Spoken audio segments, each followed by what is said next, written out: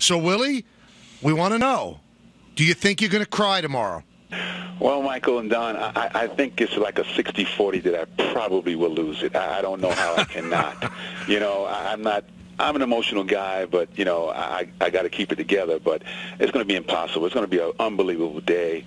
I'm just glad that it's finally here so I can share this with my brothers. And all the boys are back in town tonight. We're going to have a little party in downtown. And then tomorrow, hopefully, won't be too hungover. We'll get up and have a good and get a couple hits maybe. When your teammates and friends through baseball, Willie, get together, I mean, how often does that happen? How often do you get to hang with some of your former teammates? Well, it's not often, but, when we do, whether it's old-timers games or different appearances and things like that, card shows or whatever, it's always like a big frat party. It's guys that can sit and reminisce and talk about great times, talk about legacy and talk about winning championships. That's rare, I mean, the Yankees do an outstanding job on Old-Timers Day. It's probably better than any Old-Timers Day that exists. We all know that. But I still see a lot of the guys. Mickey's around. I see Roy White. We have lunch a lot. I talk to Chris Chambliss, and you always run into the guys. So to me, it never really goes away. But it's rare. But this group of guys, it just seems like we have a certain bond that's forever. And when we're together, it's just a lot of fun.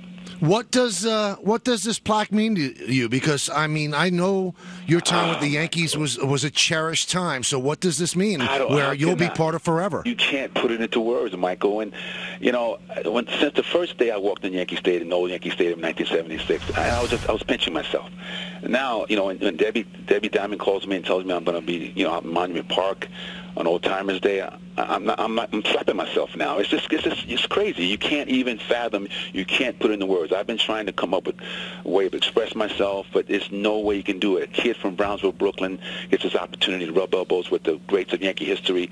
We all dream, and it's good to dream as a youngster, and that's what I try to convey to all the kids that, dreams do come true. And I'm still living the dream. That's the thing that's great about this. I get a chance to put on the uniform tomorrow and run around playing a little kid's game with my boys.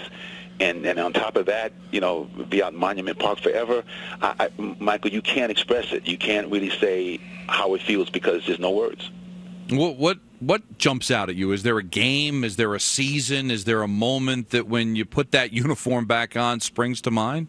Yeah, for me, the beginning, Don, was when Chambliss went deep against Kansas City in '76. That was when it all started. We didn't do well in the playoffs. I mean, in the World Series because the Big Red Machine just steamrolled us. Back then, you remember, we didn't have days off, and we just kind of went right into a very emotional, physically draining series with Kansas City. So that was kind of like our World Series. But we had to be ready to play the Big Red Machine, and they were too much for us. So I still remember the home run because that's when it kick-started again. The Yankees had some lean years for a long time, not winning, even though they had some decent teams with Mel and Roy, and we can name some of the guys that were around back then. But we got it going again with Thurman and Mickey and myself and Catfish, and then we rolled for 3 or 4 years until '81 when the Dodgers finally beat us. And then again, with some more lean years, and then all of a sudden '96 comes around, and the magic is back. So that first home run against Chris Chambliss hit, that was the one that really I remember more than anything. But then the '77 World Series, '77 All-Star game the next year, excuse me, I'm just so emotional here. That's another time where I really, really felt like, wow, this is unbelievable to play in Yankee Stadium at 22 years old, rubbing elbows with guys you were emulating and imitating a few years earlier, in high school, and I'm rubbing elbows with guys like Harmon Killebrew and Rod Carew and Roy White and these guys. So for me, that was one of the maybe personal biggest times for me because there was I was home, I was on the center stage, Yankee Stadium, and I played the whole game. So that, to me, was something I'll never forget. Now, it's interesting because when you were not re-signed with the Yankees and they signed Steve Sachs, that caused a little bit of a rift between George Steinbrenner and his wife, right? Yeah, it did. His wife, I was always her favorite, and I think George told me he slept in the other room for about a month after that. And to this day, I give her a big hug, and she still looks at me and goes, "Willie, you're still my favorite, man." So that's a true story. You grew up a Met fan. Yes. And you got a chance to put the Met uniform on, but did it mean as much to you, Willie, now that you had played so long in Major League Baseball? Were you enough removed from your fandom to have that be special? Oh, you kidding me? That was probably just as special. Okay. I 69, I was more of a National League fan back then. It's where I was kind of more of a Met fan because all my friends were all National League fans. We grew up in predominantly Puerto Rican, part of town, and all my friends were playing, and I just love National League baseball. So the Mets won in '69, beat the big Orioles, which was like a David and Goliath situation, and we went crazy. We were dancing in the street, literally dancing in the streets, guys. So I got stuck, as a young kid rooting for the Mets because they were the underdog team, and they did an unbelievable job in the World Series. So as I grew older and I would go to Mayor's Trophy games, and Shea was a little closer to home than Yankee Stadium was, which is really the only reason why I didn't go to many Yankee games. The only time I did go to Yankee games was through the Con Ed kids. Remember the Con Ed kids back in the day? I went there too with them. Yeah, we get free tickets out left field and hang out there. But Shea was an easier, train ride for me. So my friends and I would jump on the train and go up there and watch the Mets play. And then again, the one day play for the Mets full circle. My last year in the league was 1972. Played for the Mets under Jeff Torborg, and played with some great players, Johnny Franco and all those guys.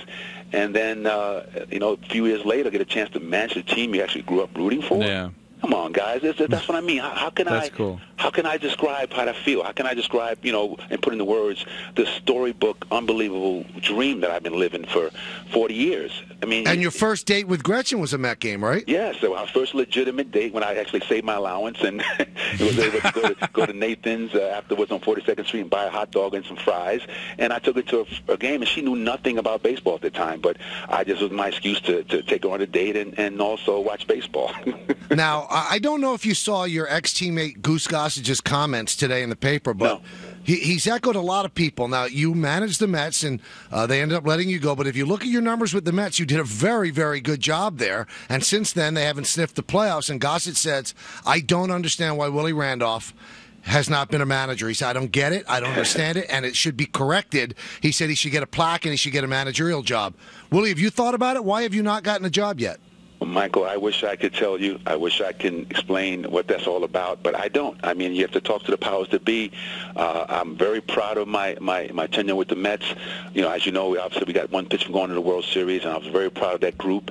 And I thought I had some house money to play with that. I thought I was going to be around for a long time with the Mets, and obviously it didn't work out. I understand how the business works, and I had to just move on. But prior to that, I'm a little bit puzzled why I haven't got another shot, but that's not for me to say. I'm just going to stay ready, stay motivated, and keep my finger on the pulse of the game like I always do, and hopefully someone will give me a legitimate shot to get back in. But I really, again, cannot answer that. You have to ask the people that are hiring.